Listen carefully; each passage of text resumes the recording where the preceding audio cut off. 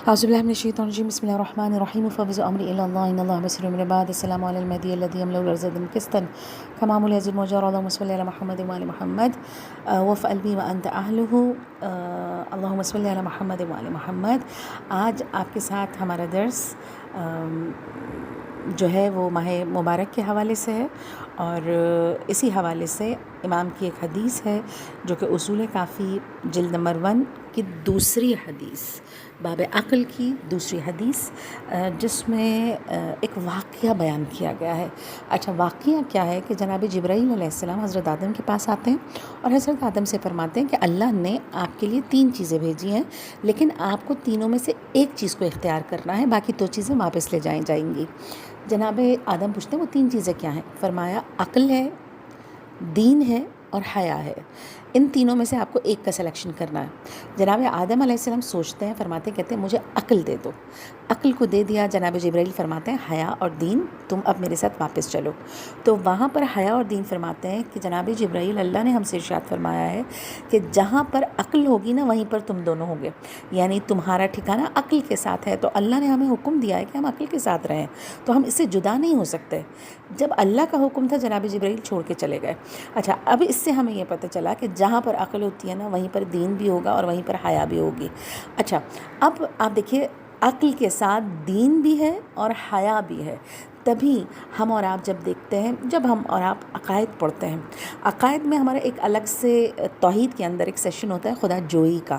خدا جوئی کا یعنی ہر انسان کے اندر اللہ نے ایک چیز رکھی ہے اور وہ ہے کہ وہ معبود کو تلاش کرتا ہے، اپنے خالق کو تلاش کرتا ہے، یعنی یہ قدرتی طور پر اس کے اندر فکس ہے کہ وہ ڈھونڈے گا. اچھا، کیسے پتہ چلا؟ آپ دیکھیے کہ انسان کے اندر یہ چیز موجود ہے. آپ قبل از تاریخ بھی جو چیزیں آثار ہیں آپ ان کو اٹھا کے دیکھیں. ہر قوم و ملت میں خدا کے سامنے جھکنا موجود ہے، یعنی ایک معبود کے سامنے جھکنا موجود ہے. اچھا، وہ الگ ہے کہ اس کی صورتیں الگ ہیں کہ وہ کسی مختلف صورتوں کے سامنے جھکتے ہیں. اچھا، جھکنا موجود ہے، عبادت کرنا موجود ہے، کسی مذہب کو فالو کرنا موجود ہے. وہ الگ بات ہے کہ وہ کس کے سامنے جھک رہے ہیں، وہ ایک الگ چیز ہے. لیکن یہ خصلت ہر قوم و ملت میں قبل از تاریخ میں، یہاں تک کہ مونجو دڑو کی تاریخ آپ اٹھا کے دیکھ لیجئے کہ وہاں پر جو تصویریں ملی ہیں نا اس میں بھی وہ بل ہیڈ کے سامنے ایک عبادت کا وہ موجود ہے، یعنی وہاں پر بھی کچھ نہ کچھ کسی معبود کے سامنے وہ جھک رہے ہیں. اچھا، کس کے سامنے جھکنا ہے، وہ کیسا ہے؟ جھکنا انسان کے اندر موجود ہے. کس کے سامنے جھکنا ہے، یہ نبی آ کے بتاتے ہیں وہ کیسا ہے. تبھی آپ دیکھیں نبوت کی طرف رجوع کرنا بہت ضروری ہے. کیوں؟ خدا کو واضح کرنا، یعنی وہ خدا کیسا ہے جس کی عبادت کرنی چاہیے، یہ عقل بتاتی ہے.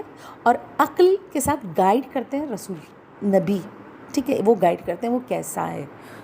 تو نبوت کتنی ضروری ہے ہماری زندگی میں، لیکن رکھا اللہ نے ہر انسان کے اندر ہے. اور وہ کیا ہے؟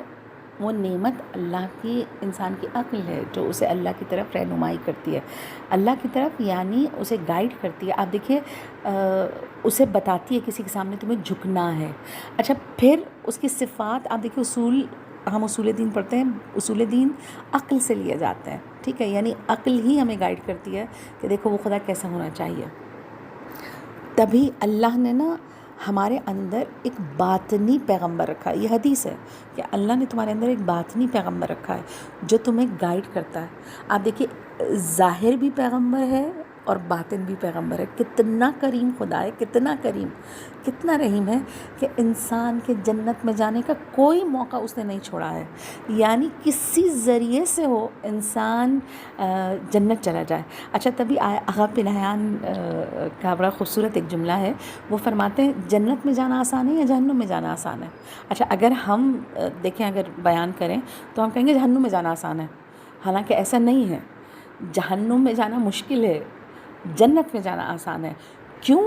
اللہ نے جنت کے لیے بہت سارے راستے رکھے ہیں. آپ دیکھیں انبیاء، ائمہ، باطنی پیغمبر یعنی عقل کی صورت میں باطنی پیغمبر، پھر ماہ مبارک، کتنے وسیلے، پھر آپ دیکھیے کتنے پروردگار نے وسیلے ٹھیک ہے، ایک نہیں 14 وسیلے. پھر ائمہ طاہرین، اچھا ائمہ طاہرین کے قریبی لوگ، کتنے وسیلے اللہ نے رکھے. اچھا پھر ماہ مبارک، صرف ایک ماہ مبارک نہیں، کتنے دن ہیں جس میں بخشش کے دروازے کھلے ہوئے ہیں. اچھا یہ ماہ مبارک مثلاً ماہ مبارک سے گزر رہے ہیں، اوور آل پورے ماہ رمضان کا الگ ثواب ہے.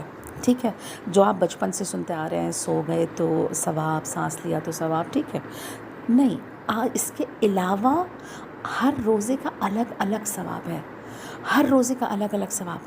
اچھا مثلاً آپ نے 11واں روزہ رکھا، ٹھیک ہے، ماہ مبارک کا 11واں روزہ رکھا. 11واں روزہ رکھنے کا کیا ثواب ہے؟ فرمایا 4 حجوں کے برابر ثواب ہے. کون سے حج؟ جو آپ نے کسی نبی کے ساتھ انجام دیے ہوں.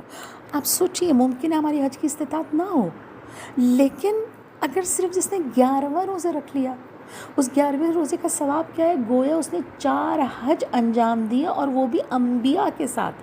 اچھا مقبول حج، ہمیں ویسی نارملی ہم نے مثلا آج حج جو ہے وہ 10-15 لاکھ روپے کا، اس سے زیادہ مہنگا ہو گیا. اب ہمارا وہ قبول ہے نہیں پتہ، لیکن 11واں روزہ جس نے بڑے اخلاص کے ساتھ بڑی قربت اللہ رکھا، گناہوں کو دور، تو اس کے نامہ اعمال میں یہ پہنچ گیا کہ اس کے 4 حجوں کا ثواب، وہ بھی کسی نبی کے ساتھ اس نے انجام دیا ہوں. آپ سوچئے جنت کتنی آسان اللہ نے رکھ لی. اچھا پہلا روزہ رکھا، فرمایا پہلا روزے کا ثواب یہ ہے کہ پروردگار نے جنت میں ایک ایسا محل اس شخص کو دیا، پہلے روزے رکھنے والے کو، کہ جس کے 1000 دروازے ہیں. اب سوچئے جنت میں پلاٹ مل گیا، اور چھوٹا نہیں ملا. آپ دنیا میں ہم پلاٹ خریدتے ہیں نا، پوری زندگی گزر جاتی ہے اس کی پیمنٹ کرتے ہوئے. بعض لوگ ایسے ہیں کہ وہ قسطیں جو ہے نا پوری زندگی ادا کر رہے ہوتے ہیں. ٹھیک، آپ سوچئے جنت کا پلاٹ کتنا سستا ہے، اور چھوٹا نہیں، 100 گز نہیں، 200 گز نہیں، 300 گز نہیں، 1000 دروازوں والا. کتنا بڑا ہوگا. اب سوچئے جنت آسان ہے یا جہنم آسان ہے؟ جنت آسان ہے. اللہ نے، آقا پنان کہتے ہیں اللہ نے جنت کو پانا زیادہ آسان رکھا ہے. اسی طرح آپ کو دیکھیے گائیڈ کرنے والے ظاہر پیغمبر رکھا ہے، ائمہ رکھے ہیں، ائمہ طاہرین رکھے ہیں. اس کے علاوہ باطن میں بھی اللہ نے عقل کی صورت میں پیغمبر رکھا ہے. تو عقل وہ باطنی پیغمبر ہے جو انسان کو اللہ کی طرف، جنت کی طرف گائیڈ کرتا ہے. پہلی چیز امام نے بیان فرمایا، عقل جو ہے نا وہ معیار میزان ہے. معیار میزان سے کیا مراد ہے؟ معیار میزان سے مراد یہ ہے کہ انسان کا نامہ اعمال جب اسے دیا جائے گا، اس کا حساب کتاب جب ہوگا، حساب کتاب کا معیار اس کی عقل ہے. جتنا وہ عاقل ہے اتنا اس کا حساب کتاب ہوگا. اگر کوئی عاقل نہیں ہے، اس کا حساب کتاب بھی نہیں ہے. مثلاً کوئی دیوانہ ہو گیا، 2 سال تک وہ دیوانہ رہا، اس 2 سال کا حساب و کتاب نہیں ہے. بچہ بالغ نہیں ہے، اس وقت تک عقل چونکہ کامل نہیں ہے، عقل کی ایک پختگی نہیں ہے، اس کا حساب کتاب نہیں ہے. تو اب دیکھیے انسان کا میزان، امام فرماتے ہیں عقل جو ہے نا میزان، معیار میزان ہے، یعنی حساب کتاب جو ہوگا نا اسی عقل کے ذریعے سے ہوگا. اچھا اب عقل سے کیا پتہ چلا؟ عقل اکیلی نہیں ہوتی، دین اس کے ساتھ ہے، وہ آپ کو خدا کی طرف، معبود کی طرف گائیڈ کرتی ہے. حیا اس کے ساتھ ہے. اچھا اب سوال کرنے والے نے پھر سوال کیا، مولا یہ جو فلاں نے امیر المومنین کے ساتھ بہت عیاری کی، بہت چالاکیاں کی، مثلا آپ صفین کی جنگ دیکھ لیجئے، تو مولا کیا اس کی عقل ان کو جنت کی طرف پہنچاتی ہے؟ کیا ان کی عقل خدا، کیوں جو انہوں نے امیر المومنین کے ساتھ کیا، مثلا صرف جنگ صفین میں نہیں، آپ پورا اوور آل اٹھا کے دیکھیے کہ مولا کے ساتھ جو مقابل آئے کیا کیا مولا نے، خصوصاً صفین اور جو شام کی طرف سے ہوا. آپ دیکھیے کیا تھا، یعنی وہ جو چالاکیاں دکھائی گئیں، کیا وہ ان کو خدا سے قریب کرتی ہیں؟ کیا وہ انہیں جنت پہنچاتی ہیں؟ نہیں نا. اب سوال کرنے والے، مولا وہ جو اس نے کیا وہ بھی مثلا اتنا عقل مندی کے ساتھ اس نے سب کچھ لے لیا، جنگ صفین کا نتیجہ جو ہے نا وہ سائیڈ میں کر دیا.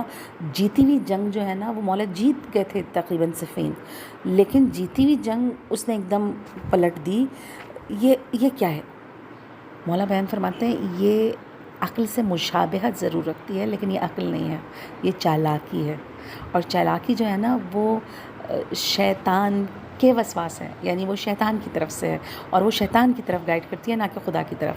تو مولا بیان فرماتے ہیں وہ مشابہ عقل ضرور ہے، لیکن در حقیقت عقل نہیں ہے. وہ کیا ہے؟ وہ شیطان کی طرف لے جاتی ہے، وہ شیطان سے قربت دیتی ہے، وہ شیطان سے قریب کرتی ہے۔ تو ہمیں پتہ چلا دو چیزیں ہیں، ایک سمجھداری، ایک چالاکی۔ سمجھداری عقل کی طرف سے ہے جو اللہ کی طرف گائیڈ کرتی ہے، لیکن چالاکی ایک ابلیسی چال ہے جس سے ابلیس جو ہے نا وسواس ڈالتا ہے اور یہ خدا سے دور کرتی ہے۔ آپ دیکھیے ہماری نارمل زندگی میں بھی ایسا ہی ہے۔ مثلاً ہماری نارمل زندگی میں ہم کبھی کوئی غلط کام کر جاتے ہیں، انسان ہے نا، غلطی ہو جاتی ہے۔ مثلاً ہم نے کسی کو غلط بات کہہ دی، ہم نے کسی کا دل دکھا دیا۔ اچھا، اب دل تو دکھا دیا، لیکن کیا ہوا نتیجہ یہ ہوا کہ اب میرا جو اندرون ہے نا وہ مجھے وہ کر رہا ہے، غلط ہو گیا، ٹھیک ہے۔ اب مجھے نا بار بار یہ احساس ہو رہا ہے کہ مجھ سے غلطی ہو گئی ہے، ٹھیک ہے، غلطی ہو گئی، مجھے ایسا نہیں کہنا چاہیے تھا۔ کیوں نہیں کہنا چاہیے تھا؟ خدا مجھ سے ناراض نہ ہو جائے۔ کیوں نہیں کہنا چاہیے تھا؟ کہیں گناہ نہ مل جائے، کہیں ایسا نہ ہو کہ اس کی وجہ سے میری توفیقات سلب ہو جائیں، کہیں ایسا نہ ہو کہ اس گناہ کی وجہ سے میں جہنم چلا جاؤں۔ اچھا، اب گائیڈ ہو رہا ہے نا، میرا اللہ ناراض نہ ہو جائے، کہیں ایسا نہ ہو کہ میرے گناہ میں شمار ہو جائے۔ اب پھر اندر سے آواز آتی ہے، نہیں، معافی مانگ لو، غلطی کا ازالہ کر لو۔ اچھا، غلطی نے مجھے خدا سے دور کر دیا، ٹھیک ہے، لیکن یہ اندر کیا چیز ہے جو مجھے گائیڈ کر رہی ہے کہ مجھ سے غلطی ہو گئی، اب اس کا ازالہ اس طرح کیا جائے۔ یہ جو مجھے خدا سے دور کیا، یہ وہ شیطانی وسواس تھا، اور جس نے مجھے خدا سے قریب کیا، یہ میری عقل ہے جو اس کے ازالے کے طور پہ بار بار بتا رہی ہے یوں کرنا چاہیے، غلط ہو گیا۔ تو عقل ایک باطن میں اللہ نے رکھا ہے دین کی طرف لانے کے لیے، خدا کی طرف لانے کے لیے، باطنی پیغمبر ہدایت کے لیے۔ تو جو اللہ کا تابع بنائے اسے عقل کہتے ہیں۔ تیسری بات جو ہم کو پتہ چلی وہ یہ کہ جو ہم عیاری کرتے ہیں، چالاکی کرتے ہیں، مکاری کرتے ہیں، یہ عقل نہیں ہے، مشابہ عقل ہے، کیونکہ یہ ہم کو خدا سے دور کر رہی ہے، خدا سے قریب نہیں کر رہی ہے۔ تو جو خدا سے دور کرے نا وہ مشابہ عقل ہے، وہ ابلیس کا وسواس ہے، چال ہے اس کا ایک جال ہے انسان کو گھیرنے کے لیے، اور جو وہاں سے ہم کو واپس لے کر آئے یہ خدا کی طرف سے ایک الہام ہے، ایک باطنی پیغمبر ہے، عقل ہے۔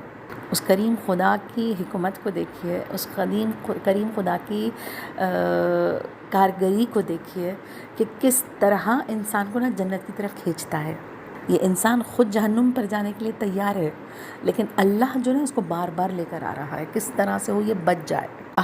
تو عقل اللہ کا تابع کرتا ہے، ٹھیک ہے، یا کرتی ہے، ٹھیک۔ یہی تابع ہونا محبوب خدا بناتا ہے۔ اچھا، آپ دیکھیے گھر میں بعض اوقات ہم دیکھتے ہیں نا کہ ایک چھوٹی سی مثال ہے، مثلاً ہم دیکھتے ہیں کہ ایک بچہ جو ہے نا بہت ماں باپ کے قریب ہے، عموماً ہم سنتے بھی ہیں یہ آپ کا لاڈلا ہے، یہ آپ کی لاڈلی ہے، اسی کو سب کچھ ملتا ہے، اسی کو سب کچھ اچھا وہ ہوتا ہے۔ اچھا، یہ کبھی سوچیں، یعنی انسان گیلے تو بہت مزے سے کرتا ہے کہ فلاں لاڈلا ہے، فلاں ہے، اسی کو آپ دیتے ہیں، اسی کو زیادہ ملتا ہے، اسی کو چھپ کے دے دیا جاتا ہے۔ یہ سوچیں وہ لاڈلا کیوں ہے، کبھی اس پر غور کریں۔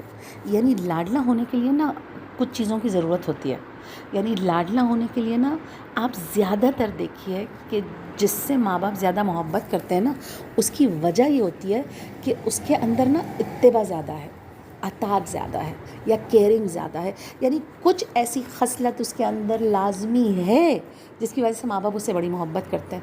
اچھا، ماں باپ نہیں، اگر ہم دیکھتے ہیں نا فلاں اسٹوڈنٹ بہت اطاعت گزار ہے، بہت فرما بردار ہے، ٹیچر اس سے محبت کرنے لگتا ہے، فلاں غلام بہت اطاعت گزار ہے، آقا اس سے محبت کرنے لگتا ہے۔ آپ دیکھیے یہی مثال محمود و ایاز، بڑے واقعات ملتے ہیں، آپ اس کو بہت سارے واقعات دیکھیں، محمود و ایاز کے بہت سارے واقعات ہیں کہ محمود جو ہے نا، محمود غزنوی اپنے غلام ایاز سے بہت محبت کرتا تھا۔ اچھا، محبت کرنے کی وجہ اس کی اطاعت گزاری، اس کی فرما برداری، اس کا بہت ذہین ہونا، یہ تمام چیزیں باعث تھا کہ محمود غزنوی اسے بہت پسند کرتا تھا۔ اچھا، لیکن لوگوں کو بڑا اعتراض تھا کہ تم اس سے بہت زیادہ اہمیت دیتے ہو۔ اچھا، کئی دفعہ محمود نے پریکٹیکل کر کے دکھایا۔ اچھا، اس پریکٹیکل میں سے ایک پریکٹیکل یہ تھا کہ ایک دفعہ محمود نے جو ہے ایک شکار کے لیے لوگوں کو تیار کیا.